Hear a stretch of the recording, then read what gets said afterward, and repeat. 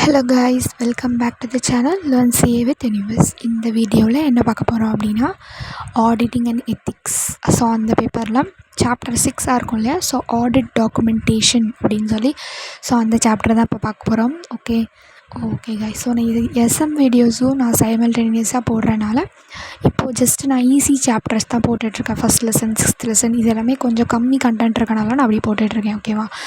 Okay, so இப்போ SMS once finished ஆனதுக்கப்புறமா நான் மெயின் கண்டென்ட் இருக்கும் இல்லையா, audit, evidence, risk assessment, control, அந்த லெசன் எல்லாமே நான் போடுவேன். ஓகேவா? டிஃப்ரெண்ட் டைப் ஆஃப் என்டிட்டிலாம் நான் சூப்பராக ரெடி பண்ணியிருக்கேன். நல்லா ஈஸியாக படிச்சிருக்க மாதிரி ரெடி பண்ணியிருக்கேன். ஓகேவா? ஓகே, ஸோ இப்போது இந்த லெசனில் வந்து என்னென்னலாம் கான்செப்ட்னு சொல்லி கவர் பண்ணலாம். ஓகேவா? Okay guys, so let's move into the video. Audit documentation. What audit documentation? So இந்த ஆடிட் டாக்குமெண்டேஷனில் என்னென்னலாம் வந்து கவர் பண்ண போகிறோம் அப்படின்னா, ஸோ என்னென்ன டாபிக்ஸ்லாம் வந்து நம்மளுக்கு கவர் ஆகும் அப்படின்னா, ஃபஸ்ட்டு ஆடிட் டாக்குமெண்டேஷன்னா என்னன்ற பேசிக் திங்ஸ் வந்து பார்ப்போம். அப்புறம் ஆடிட் ஃபைல் பற்றி பார்ப்போம். ஓகேவா? என்ன பார்ப்போம்? ஆடிட் ஃபைல் பற்றி பார்ப்போம். ஓகேவா?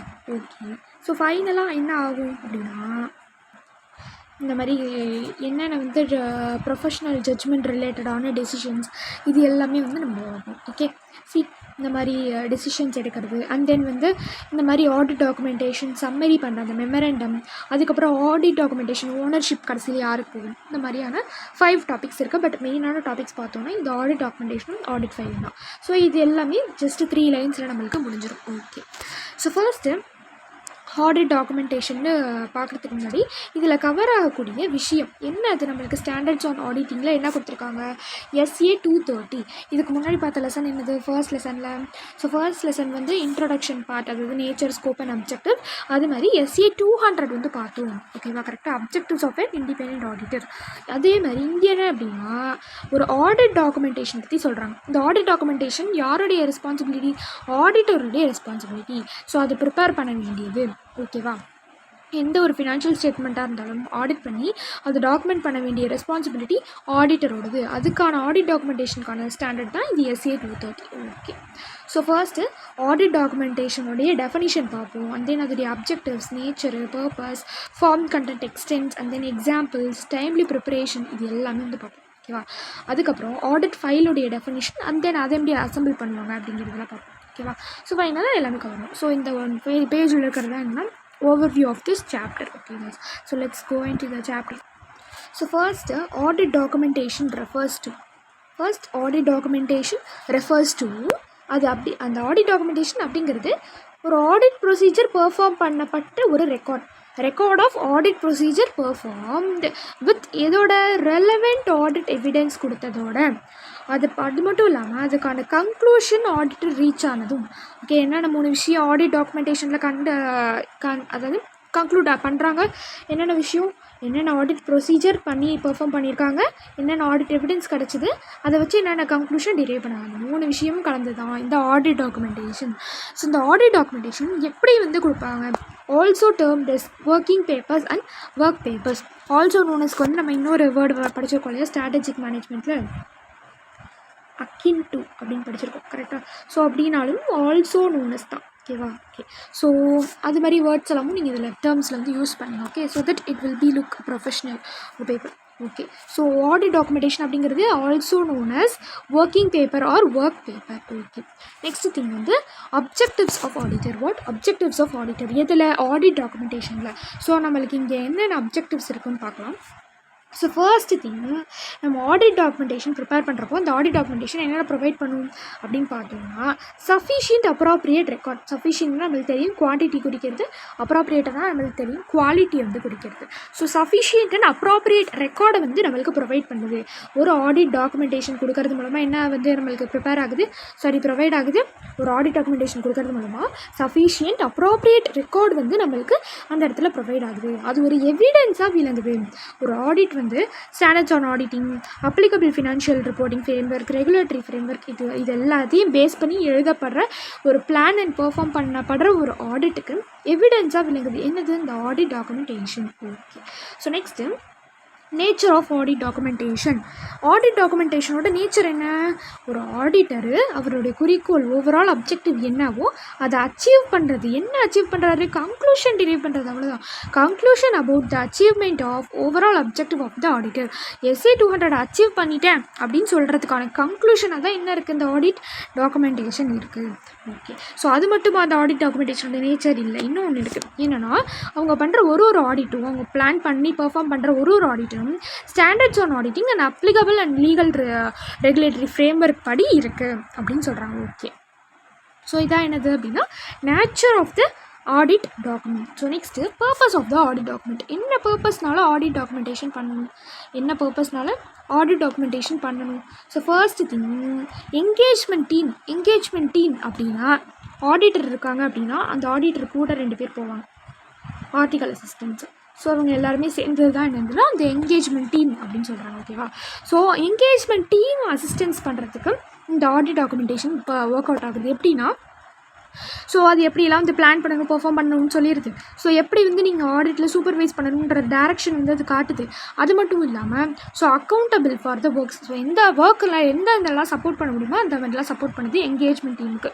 So assisting for engagement team. அந்த நெக்ஸ்ட்டு என்ன இருக்குது? நெக்ஸ்ட்டு என்னென்னு பார்த்தோம்னா, ஸோ என்னென்ன மேட்டர்ஸ்லாம் வந்து ரெக்கார்ட் பண்ண முடியுமோ அது எல்லாமே ரிட்டைன் பண்ணிக்கலாம். Retaining the record of matters and in SQC 1.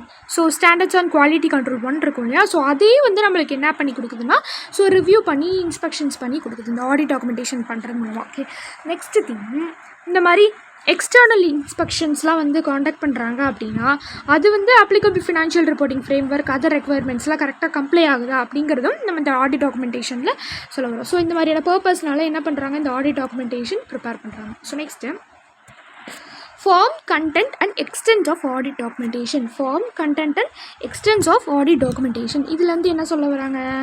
இதில் ஒன்றும் இல்லை, இதில் வந்து ஜஸ்ட் இந்த 4 திங்ஸ் தான். என்னது? First, sufficient to enable and experience auditor. ஓகேவா? So nature, time, extent. ஒரு ஆடிட் ப்ரொசீஜர் வந்து இது பண்ணுறாங்கன்னா அது நேச்சர் என்ன, டைம் என்ன, என்ன எக்ஸ்டென்ட்டுக்கு போகும் அப்படிங்கிறதுக்கும் அதுக்கான ரிசல்ட், எவிடன்ஸ் ஆப்டெயின் பண்ணப்படுறது, அதுக்கான சிக்னிஃபிகண்ட் மேட்டர்ஸ், இது எல்லாமே சஃபிஷியண்ட்டாக எனபிள் ஆகணும். ஓகேவா? And then auditor shall record. Auditor என்ன ரெக்கார்ட் பண்ணணும் அப்படிங்கிறது தான் நெக்ஸ்ட்டு. ஸோ ரொம்ப இம்பார்ட்டண்ட்டு, ஆடிட்டர் என்ன வந்து ரெக்கார்ட் பண்ணணும், அவங்களுடைய ஆடிட் டாக்குமெண்டேஷனாக இருக்கட்டும், ரிப்போர்ட்டாக இருக்கட்டும், என்ன ரெக்கார்ட் பண்ணணும். ஃபர்ஸ்ட் திங், என்ன ஸ்பெசிஃபிக் ஐட்டம்ஸ் வந்து என்ன டெஸ்ட் பண்ணுறாங்களோ அது எல்லாமே ரெக்கார்ட் பண்ணியிருக்கணும். யார் வந்து ஆடிட் ஒர்க்கை பெர்ஃபார்ம் பண்ணுறா, என்னைக்கு முடிக்கிறாங்க, ஓகே, யார் அது ரிவ்யூ பண்ணுறா, அதுக்கான டேட் என்ன, அந்த ரிவ்யூக்கான டேட் என்ன. ஓகேவா? என்னென்ன பார்த்துருக்கோம்? Specific item, who perform, date of completion, who review, date of review. ஓகேவா? ஓகே, ஸோ என்னென்ன விஷயம்லாம் டாக்குமெண்ட் பண்ணணும்? அந்த சிக்னிஃபிகண்ட் மேட்டர்ஸ் டெஸ்ட் பண்ணாங்களே அது டாக்குமெண்ட் பண்ணணும்.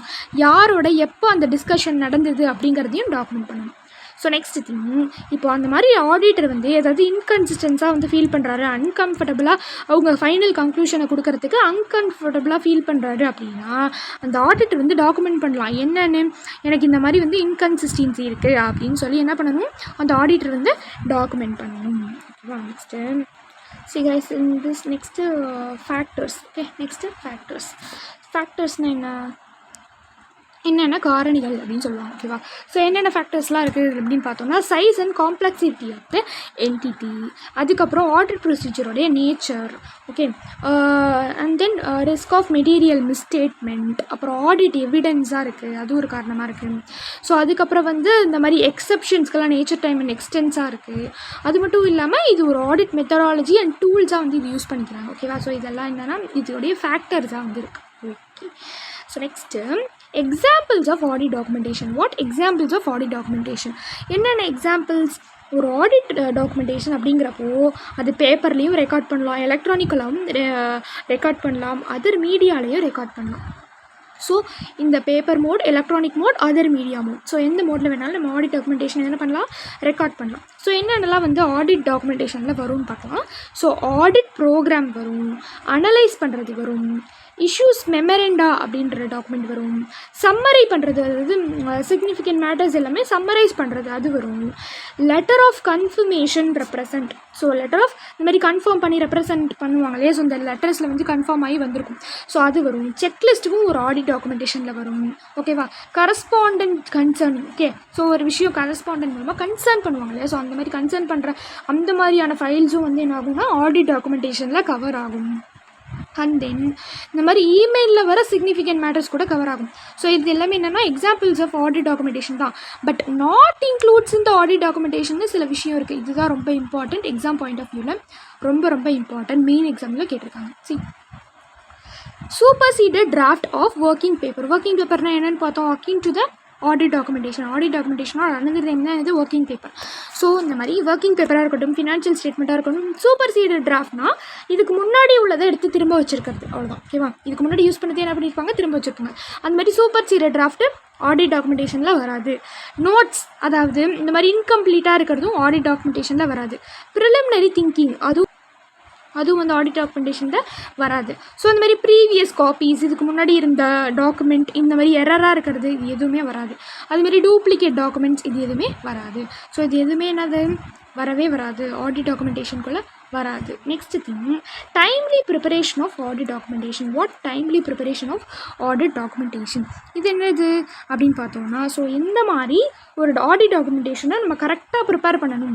ஸோ அப்போ எது குவாலிட்டியாக வரத்துக்கு அந்த ஆடிட் டாக்குமெண்டேஷனுக்கு என்ன நம்ம பண்ணணும், டைம்லி ப்ரிப்பரேஷன் வரத்துக்கு அப்படின்னு பார்த்தோம்னா, ஸோ ஃபர்ஸ்ட் திங் அது டைம்லி பேசிஸில் தான் முடிக்கணும். ஆடிட் டாக்குமெண்டேஷன் இருந்துச்சு அப்படின்னா டைம்லி பேசிஸில் தான் நம்ம முடிக்கணும். ஸோ அந்த ஆடிட்டுக்கான குவாலிட்டி அதுதான் வந்து இன்க்ரீஸ் பண்ணி கொடுக்குது. ஓகேவா? ஸோ எஃபெக்டிவான ரிவ்யூ வந்து இருக்கும். ஸோ அந்த ஆடிட் ரிப்போர்ட்டுக்கு முன்னாடி நம்ம என்ன பண்ணிடணும், கன்க்ளூஷன் டிரைவ் பண்ணிடணும். ஆடிட் ரிப்போர்ட் கொடுக்கறதுக்கு முன்னாடி கன்க்ளூஷனை டிரைவ் பண்ணிடணும்.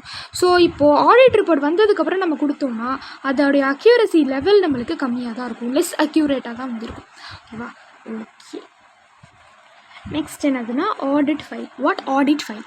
ஆடிட் ஃபைல் அப்படிங்கிறது ஒரு மீடியா, ஒரு ஃபோல்டர். ஓகேவா? ஒரு ஸ்டோரேஜ் பர்பஸ்க்காக வச்சுருக்க ஒரு ஃபோல்டர், அவ்வளோதான். அது ஆடிட்டிங் பர்பஸ்க்காக நம்ம யூஸ் பண்ணுறோம், தட்ஸ் ஆல். ஓகேவா? ஃபிசிக்கலாகவும் இருக்கலாம், எலக்ட்ரானிக் ஃபார்ம்லேயும் இருக்கலாம். ஓகேவா? ஸோ இந்த மாதிரி யூஸ் பண்ணுறப்போ containing the records that comprise audit documentation for the specific engagement.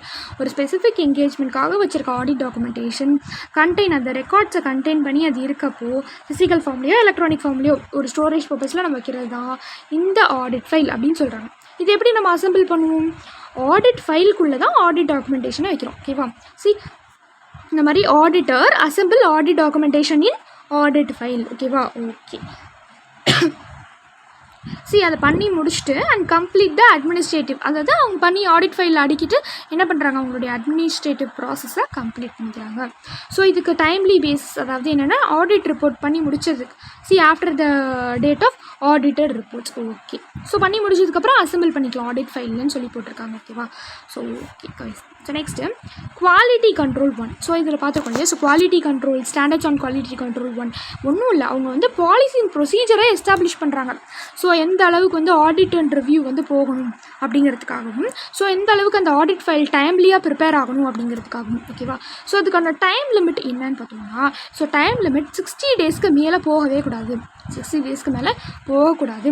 இதில் எந்த விதமான நியூவான வந்து கன்க்ளூஷனோ நியூ ஆடிட் ப்ரொசீஜர்ஸோ வந்திருக்கக்கூடாது. ஒரு ஆடிட் ஃபைல்னு எடுத்துக்கிட்டோன்னா என்னென்ன சேஞ்சஸ் வந்து நம்ம பண்ணலாம், சேஞ்சஸ் மேபி மேட். என்னென்ன சேஞ்சஸ் வந்து நம்ம பண்ணலாம் அப்படின்னு பார்த்தோம்னா, ஏதாவது சூப்பர்சீடட் டாக்குமெண்ட் இருக்குது அப்படிங்கிறப்போ அதை வந்து டிடக்ட் பண்ணி டிஸ்கார்ட் பண்ணலாம், எடுத்து வச்சிடலாம். ஓகேவா? அது மட்டும் இல்லாமல் ஏதாவது ஒர்க்கிங் பேப்பர் வந்து ஏதாவது கிராஸ் ரெஃபரன்சஸ் இருக்குது அப்படின்னாலும் நம்ம எடுக்கலாம். ஸோ இந்த மாதிரி வந்து செக்லிஸ்ட் பண்ணுறப்போ சைனிங் ஆஃப் பண்ணுறது இதெல்லாமும் பண்ணலாம். ஓகேவா? ஸோ இந்த மாதிரி வந்து பிஃபோர் த ஆடிட் ரிப்போர்ட்டில் நம்ம இது எல்லாமே பண்ணி டிஸ்கஸ் பண்ணி முடிச்சிடணும். ஓகேவா? எந்தெந்த விஷயம்லாம் பண்ண முடியாது, எந்த ஒரு விஷயமும் 7 இயர்ஸுக்குள்ளே நம்மளால் எந்த ஒரு இதுவுமே பண்ண முடியாது, டெலிட்டோ டிஸ்கார்டோ பண்ண முடியாது. ஐசியோட மெயின் கொஷின். இந்த ரிட்டன்ஷன் பீரியட் அப்படிங்கிறது ரொம்ப முக்கியம், 7 இயர்ஸ். ஸோ 7 இயர்ஸ்க்குள்ளே எந்த ஒரு ஆடிட் டாக்குமெண்டேஷனும் நம்ம என்ன பண்ண முடியாது, டெலிட்டோ டிஸ்கார்டோ பண்ண முடியாது. Not shorter than 7 years from the date of audit report. எந்த டேட்லேருந்து, ஆடிட் ரிப்போர்ட் கொடுத்த டேட்லேருந்து 7 இயர்ஸுக்கு நம்ம டெலிட்டோ டிஸ்கார்டோ பண்ண முடியாது. ஓகே, இந்த மாதிரி லேட் ஆகிடுச்சு இந்த மாதிரி அப்படின்னா ஆடிட் குரூப் டேட்டா, அதாவது குரூப் ஆடிட்டர்ஸ் ரிப்போர்ட்னு ஒன்று இருக்கும், அந்த டேட்லேருந்து 7 இயர்ஸ் வந்து கணக்கு பண்ணிக்கணும். ஓகே, நெக்ஸ்ட்டு கம்ப்ளீஷன் மெமரண்டம்னு ஒரு ஆடிட் டாக்குமெண்டேஷன் சம்மரி. இது என்னது? சிம்பிள். ஆடிட் டாக்குமெண்டேஷனில் என்ன இருக்கோ அதை ஷார்ட்டாக சம்மரியாக டிஸ்கிரைப் பண்ணி அதை வந்து அட்ரஸ் பண்ணுறது தான் வந்து என்னென்னா இந்த கம்ப்ளீஷன் மெமரண்டம்னு சொல்கிறாங்க. இது எதுக்கு யூஸ் ஆகுது அப்படின்னா பெரிய பெரிய லார்ஜ் ஆடிட் அவங்களுடைய கன்சிடரேஷனுக்காகவும் அவங்க என்னென்னலாம் ஆடிட்டில் பண்ண முடியாமல் இருக்கோ அது எல்லாமே ஃபைண்ட் அவுட் பண்ணுறதுக்காகவும் இது யூஸ்ஃபுல்லாக இருக்குது. ஓகே, ஃபைனலி ஆடிட் டாக்குமெண்டேஷன் யார் வந்து ஓன் பண்ணுவாங்க? ஆடிட் டாக்குமெண்டேஷன் யார் வந்து ஓன் பண்ணுவாங்க? சிம்பிள். ஆடிட் டாக்குமெண்டேஷன் ஓன் பண்ணுறது என்னவாக இருக்கும் அப்படின்னா அந்த ஆடிட்டராக தான் இருக்கும். அன்லெஸ், அதாவது அந்த லாவே சொல்கிற வரைக்கும் it's the property of auditor. It is the property of auditor. ஏதாவது வந்து ஒரு லா மூலமாகவும் ஸ்பெசிஃபிக்காக வந்து மென்ஷன் பண்ணுறாங்கன்னா மட்டும்தான் அந்த ஆடிட் டாக்குமெண்டேஷன் அவங்களுடைய ஓனர்ஷிப்பில் போகும். மற்றபடி it is the property of the auditor. Okay, but அவங்க வந்து என்ன பண்ணலாம் அப்படின்னா ஒரு portion of the audit documentation வந்து எக்ஸ்ட்ராக்ட் பண்ணலாம். ஒரு போர்ஷனோ இல்லை ஒரு எக்ஸ்ட்ராக்டோ என்ன பண்ணலாம் அப்படின்னா எடுத்து கிளைண்ட்டுக்கு அவைலபிளாக வைக்கலாம். அதுவும் என்ன அப்படின்னா ஒரு சர்டின் கண்டிஷன்ஸோடு தான். ஒரு லாவோ ஒரு ஸ்பெசிஃபிக்கான ப்ரொவிஷன்ஸ் எது இருந்தால் மட்டும்தான் நம்ம அதுவும் பண்ண முடியும். ஓகே, அவ்வளோதான் அந்த provisions which is covered in the audit documentation, guys. ஓகேவா? next we will see in the next chapter. Okay, until then, this is Shweta signing off. Thank you.